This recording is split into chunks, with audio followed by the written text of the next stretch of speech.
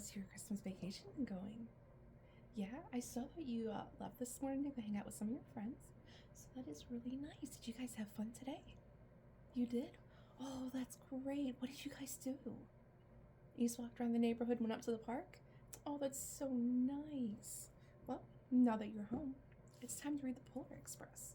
So, instead of some tea tonight, how about we do some hot cocoa?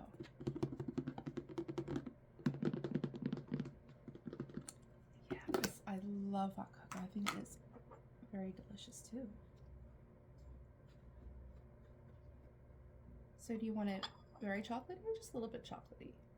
I know you, so you want it very chocolatey. Mm-hmm.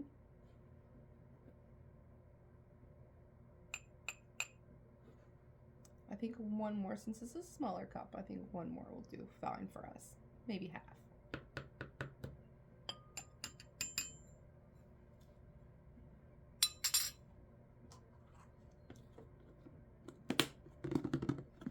I know it's not like super duper fancy, but Swiss Miss milk chocolate has always been my favorite. This is the kind that your grandma used to make for me when I was a little girl. Yes, especially around Christmas time when she would read me Christmas stories.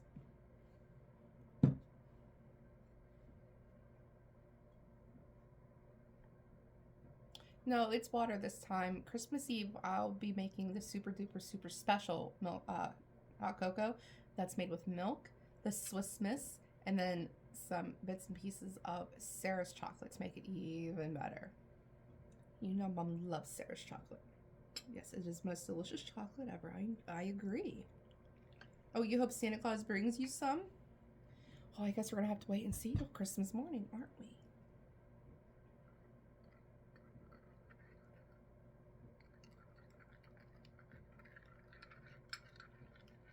Oh, look how chocolatey that is. Oh, it smells so good. Mmm. Yes, I love chocolates. Hot chocolates. Yes, it is very delicious. So, do you remember what book we were reading tonight? That's right. The Polar Express. It's such a pretty book, isn't it?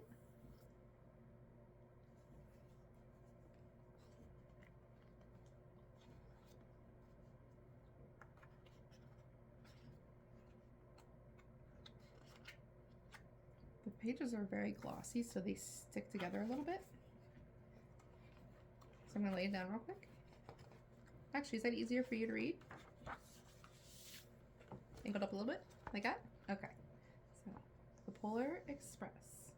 Written and illustrated by Chris Van Allsburg. I'm assuming it's going to be like just like the movie, just not as long as the movie because it's not the movie. It's the book.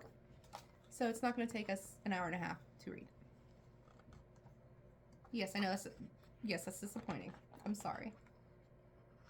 You want to watch the movie after we read the book? Yeah, we could definitely do that. Oh, it looks so much like the movie though, doesn't it? Like the little boy in his bedroom. Are you ready? Okay. On Christmas Eve, many years ago, I lay quietly in my bed. I did not rustle the sheets. I breathed slowly and silently. I was listening for a sound. A sound a friend had told me I'd never hear. The ringing bells of Santa's sleigh. There is no Santa, my friend had insisted, but I knew he was wrong. Late that night, I did hear sounds, though not of ringing bells. From outside came the sounds of hissing steam and squeaking metal. I looked through my window and saw a train standing perfectly still in front of my house.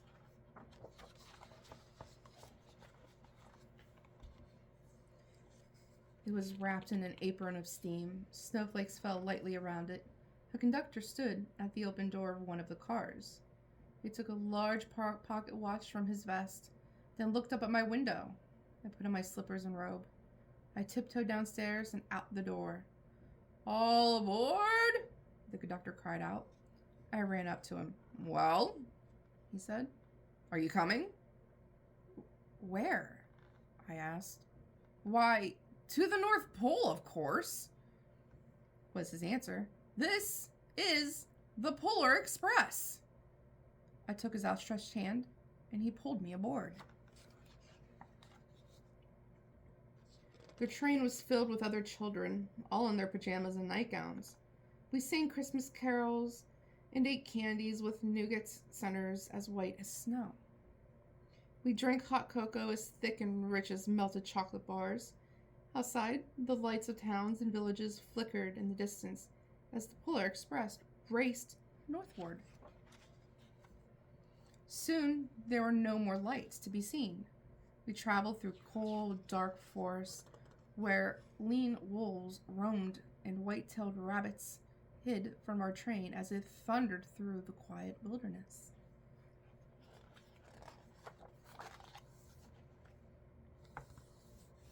We climbed mountains so high it seemed as if we would scrape the moon. But the Polar Express never slowed down. Faster and faster we ran along, rolling over peaks and through valleys like a car on a roller coaster.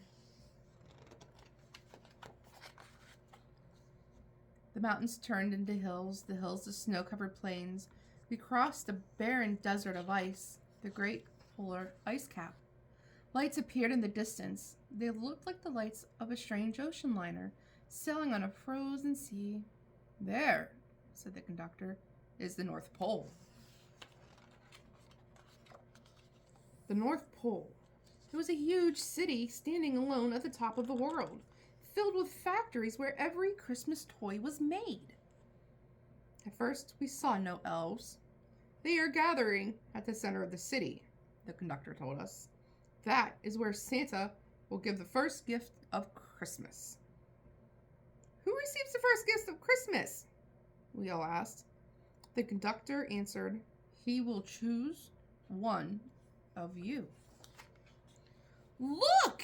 Shouted one of the children. The elves! Outside, we saw hundreds of elves. As our train grew closer to the center of the North Pole, we slowed to a crawl, so crowded were the streets with Santa's helpers. When the Polar Express could go no farther, we stopped, and the conductor led us outside. We pressed through the crowd to the edge of a large open circle. In front of us stood Santa's sleigh. The reindeer were excited. They pranced and paced, ringing the silver sleigh bells that hung from their harnesses. It was a magical sound, like nothing I'd ever heard. Across the circle, the elves moved apart and Santa Claus appeared. The elves cheered wildly. He marched over to us and, pointing to me, said, "Let's have this fellow here." He jumped into his sleigh. The conductor handed me up. I sat on Santa's knee and he asked, "Now, what would you like for Christmas?" I knew that I could have any gift I could imagine, but the thing I wanted most for Christmas was not inside Santa's giant bag. What I wanted more than anything was one silver bell from Santa's sleigh. When I asked, Santa smiled. Then he gave me a hug and told an elf to cut a bell from a reindeer's harness. The elf tossed it up to Santa. He stood, holding the bell high above him, and called out, "The first gift of Christmas!" The clock struck midnight as the elves roared their approval. Santa handed the bell to me, and I put it in my bathrobe pocket. The conductor helped me down from the sleigh. Santa shouted out the reindeers' names and cracked his whip. His team charged forward and climbed into the air. Santa circled once above us, then disappeared in the cold, dark polar sky. As soon as we were back inside the Polar Express, the other children asked to see the bell. I reached into my pockets. The only thing I felt was a hole. I had lost the silver bell from Santa's sleigh. "Let's hurry outside and look for it," one of the children said. But the train gave a sudden lurch and started moving. We were on our way home.